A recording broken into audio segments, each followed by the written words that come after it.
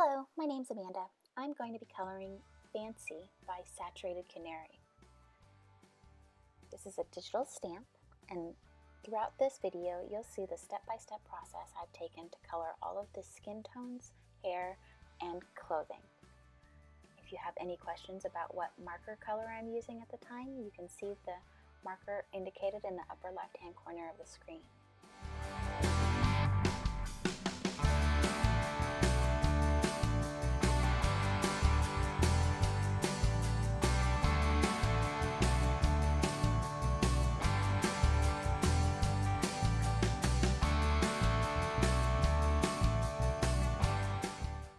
Laying down E04. These are where all my shadows are going to go. I like to do this first because it creates the foundation of the face, and it's just easier for me to see where everything's going to go next. Next, I'm going to lay E13 on top of the E04, and here on the shoulder I'm creating a little bit of reflected light, so that means I'm not coloring right up against the black line. I'm leaving a little bit of white space.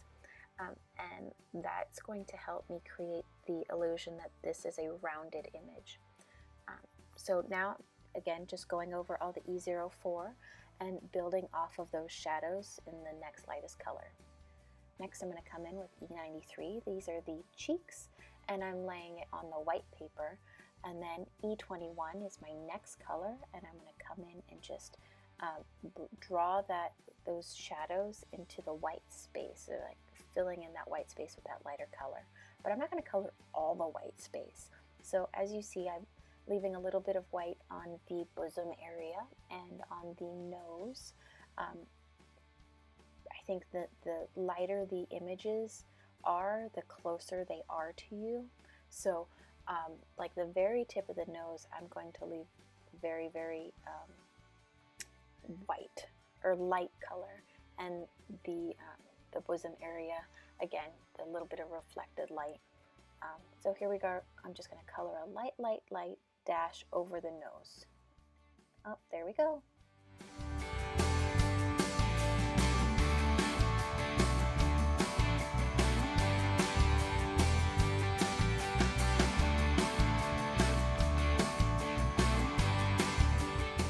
So the first thing I did is lay down B12, and this is where I wanted to start my color. It's not going to be all blue because I do want a little bit of white peeking through. And the next thing I'm going to do is I'm going to build upon this by bringing in other colors, and you'll see that shortly.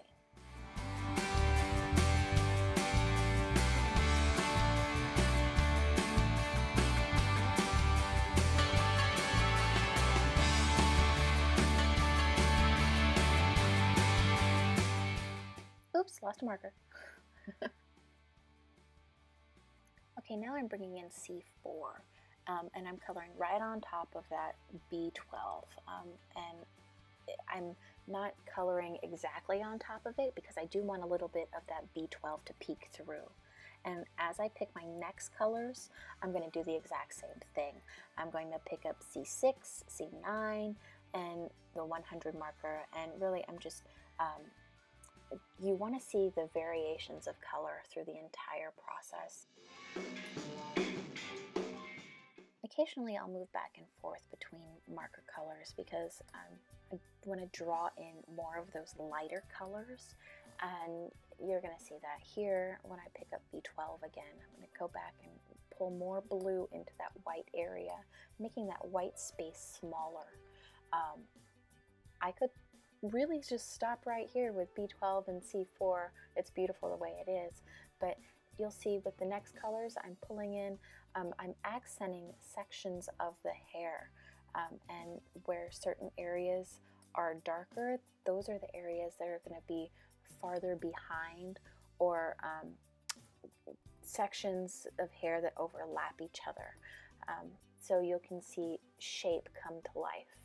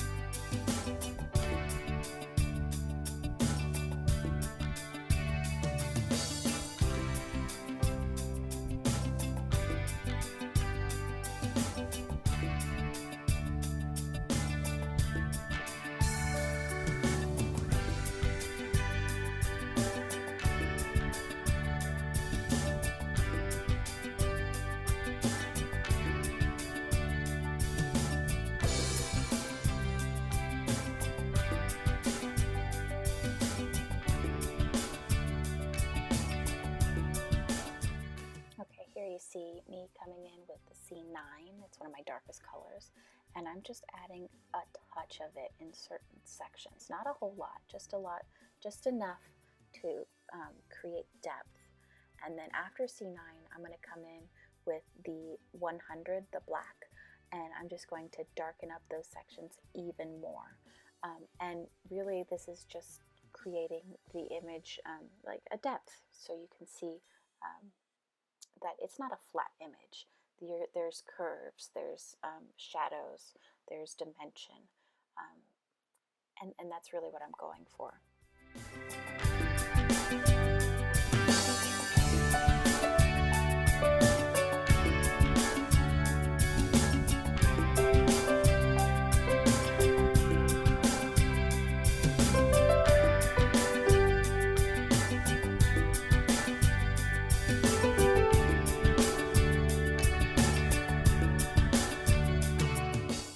See where where I'm rolling down that black ink, it gets kind of shiny on that paper. That's just, there's a lot of ink on the paper, so the black ink is reflecting the light from my camera. It'll eventually dry back, and at the end you won't see that shiny mark.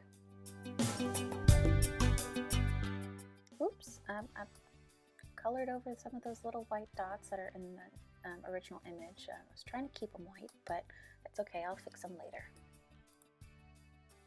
And here I am coming in with that C4 again, and I'm just trying to draw more color into that white space. And here is the B12. I'm really just trying to emphasize that color and fill in some of those white space, because there's not a lot of white space in here, truly. I'm just filling in the blanks.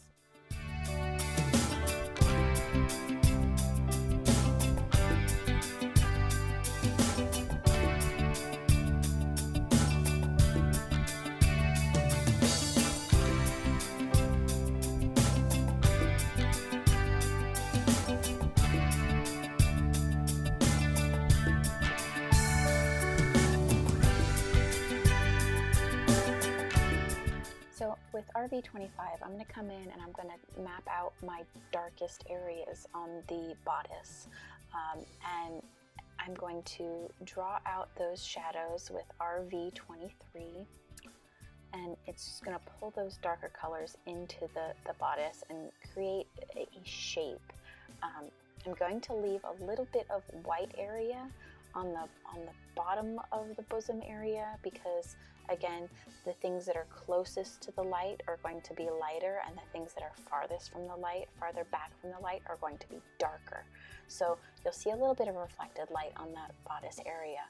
And then I'm going to go back in eventually with my RV25 and darken up those dark areas a little bit more. And as soon as I'm finished coloring the lips, of course, here we go. Oh, I guess I'm doing the skirt first.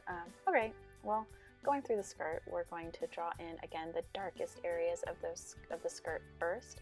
And I'm not doing a lot of shadow because this is just like my map.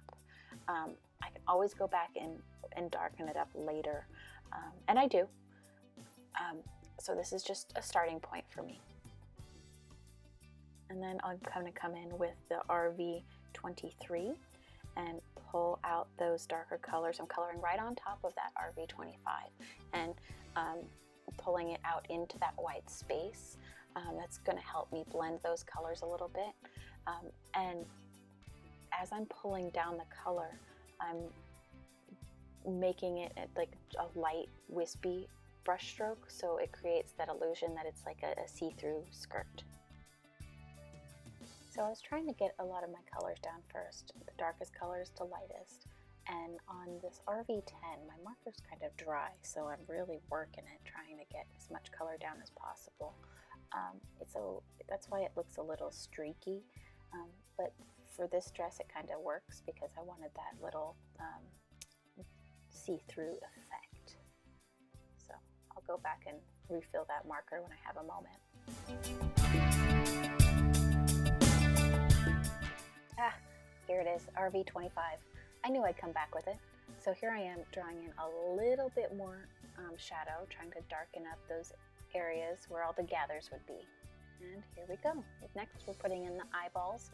I'm using the darker color G94 first, and I'm going to come in with YG03 and kind of blend that darker area into the eye to create a gradient. And I'm trying to use as few markers as possible. Even though I have a lot of markers, doesn't mean I need to use all of them.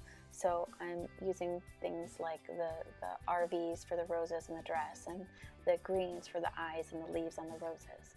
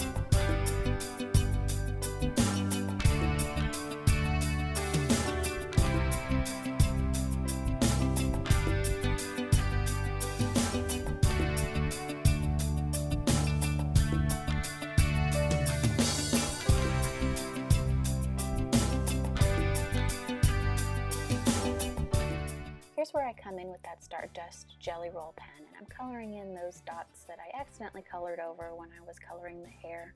It's going to cover up my mistakes and add a little bit of shimmer and sparkle, which is exactly what I want.